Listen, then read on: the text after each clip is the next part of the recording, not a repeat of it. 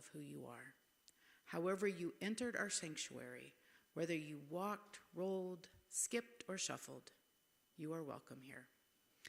Wherever you are on your spiritual path, you are welcome here. Whatever cultural and ethnic background you claim, we welcome you. Whomever you love, however you identify your gender, and whatever way you choose to express it, we are glad that you are here.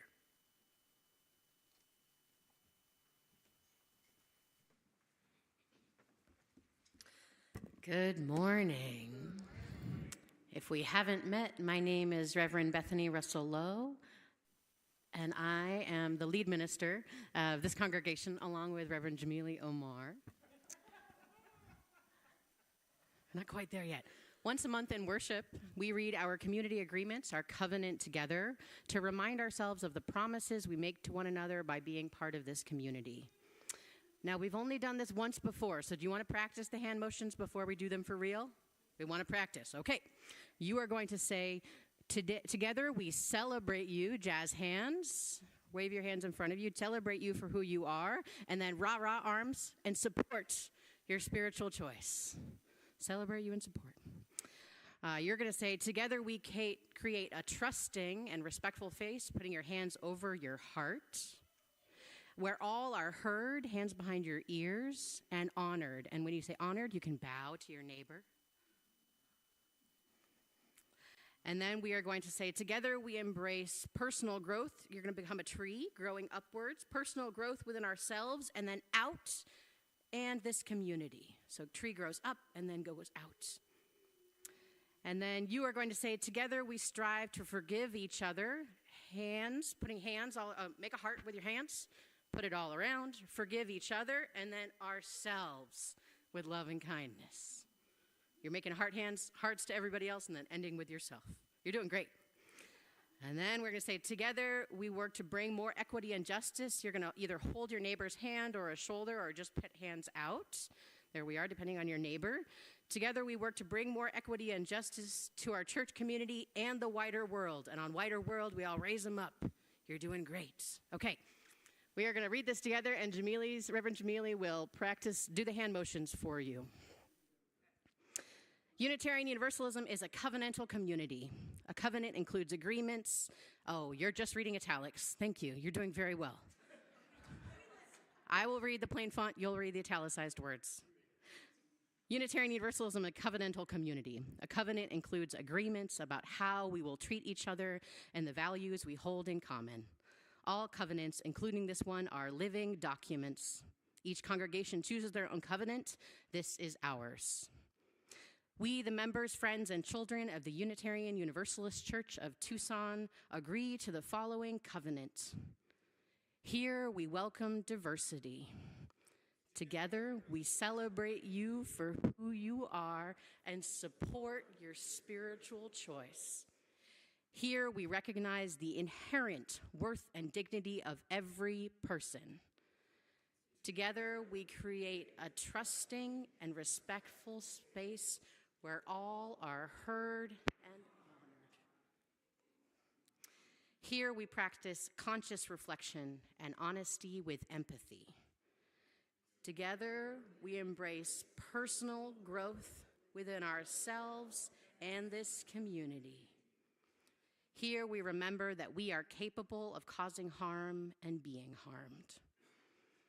Together we strive to forgive each other and ourselves with loving kindness. Here we realize our community is stronger when we participate. Together, we work to build more equity and justice to our church community and the wider world. Let us promise to journey together in truth and compassion.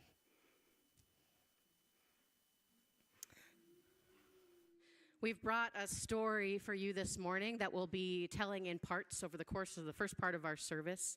This is a story about light and darkness from Reverend Erica Barron. It starts like many stories do. Once upon a time, in a faraway land, there lived people who loved the light. They built all of their buildings out of glass to let in as much light as possible. As soon as the sun rose every morning, they were up to welcome it, singing songs of celebration for the light. And when the sun went down each evening, they always kept a fire burning in every room. The people's dearest wish was that the sun would never set in the evening, that darkness would never fall. But every day, the sun set and they sang their sad songs and they endured the fearful, sad, strange darkness until they could greet the sun again each day. Now, in this land, there were born 2 remarkable children. They were twins, actually. One was a girl, and she seemed to shine from within. Wherever she entered a room, everything seemed to get a little brighter, and the people loved her so much. The other was a boy, and he seemed to bring darkness with him. Wherever he entered a room, everything seemed a little dimmer, and the people did not like him. They feared him, actually, because he reminded them of the great darkness of the night. But although the people loved the girl and did not love the boy and girl loved each other very much. They grew up together, never wanting to be apart for more than a few hours. And because the girl loved her brother so very much, the people mostly let him be, although they were afraid of him. If you're joining us on YouTube, I invite you to invite your chalice or candle if you have one nearby as we light ours here in Holland Sanctuary.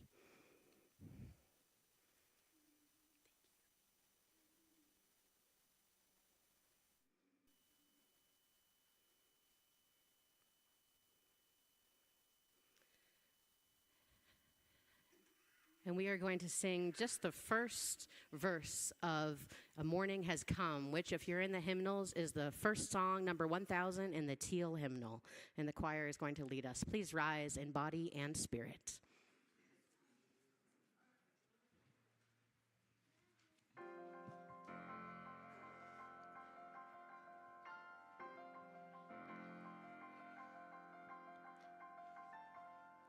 Morning has come, arise and meet the day.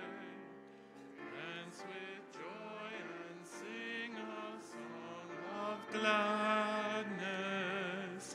The light of hope shines upon each face. Bring faith to guide our journey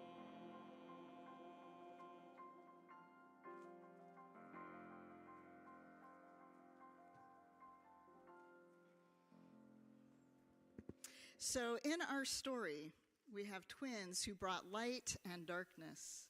Now, as the twins grew, it became clear that they were, in fact, magical children. The girl had power to bring life back when it was harmed or lost. When she was a very small child, she could heal small cuts and bruises. When she grew a little older, she could heal broken bones and other large hurts. And by the time she was a teenager, she could make crops grow faster and larger and fuller. She could bring plants and animals who had died back to life. The people suspected she could even bring people back to life, but they were a little afraid to ask, and she didn't offer. The boy, on the other hand, had the power to calm and quiet anything. When he was a very small child, he could help his family go to sleep more quickly, thus saving them from their fear of darkness. When he was a little older, he could calm animals when they were frightened and make them stay still. Sometimes he would go first to an animal or a person who was hurt and help them be calm enough for his sister's healing magic to work. And by the time he was a teenager, he could calm storms and winds and rains. He could bring anything to stillness. The people's love for the light and fear of the darkness only grew with time, perhaps more strongly with the twins always before them to remind them. And so one day, they decided to ask the girl for a favor. They asked her to see if her magic could hold the sun and the sky and stop the night from coming. The girl was reluctant at first, but after many, many months of asking, she finally decided to try, just to get the people to leave her alone. Honestly, she did not really believe that she would have the power to do this, but one day, just as the sun was about to set at its highest point, she went out to the top of the highest hill in the land and threw her arms up into the sky, and she asked the sun to stop right there at the top of the sky forever. She wasn't immediately sure that anything had happened. The sun moves so slowly, usually. But before long, it became clear that something had happened. The sun had stopped in the sky. The people, of course, were overjoyed. There was a big celebration. They sang all of their songs celebrating the sun. They loved the girl even more, at least at first. For the first week or so, it was hard to tell now because there was no darkness to mark the days, but everyone was happy and content. So let's join our villagers in their feeling of joy and celebration. Will you please now join me in singing the second verse of our hymn, Morning Has Come? You may rise in body or spirit as you feel called.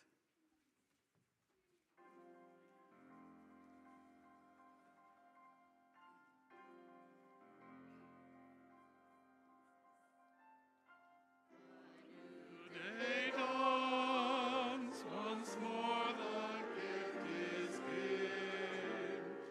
Wonder fills the moment shared together. The light of peace it shines upon each face. May it bring faith to guide our journey home.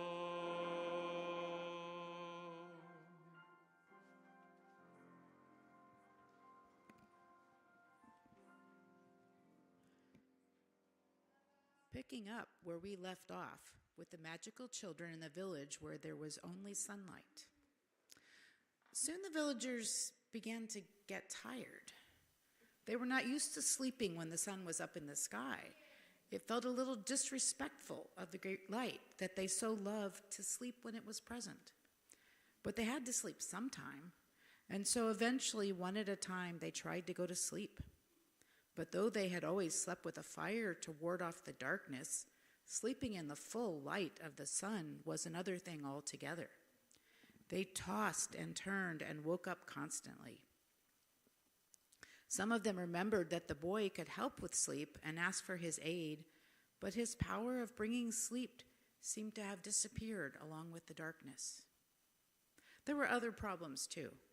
Without the night to mark the days, people were always forgetting what day it was. And without the sun to rise into the sky and setting again, people were thoroughly confused as to what time it was. Pretty soon it became nearly impossible for people to keep meetings and appointments. Families had a hard time all being together at the same place at the same time for dinner. After about a month, the exhausted, frustrated people began to see that this constant sunlight was a problem. Though they still loved the light, they began to wish the sun would once again move in the sky. Each person at first thought that they were the only one who thought this. But given the people's love of the light and fear of the darkness, everyone was afraid at first to say anything. Again, it took a while. Happened, but sure enough, the sun stayed still.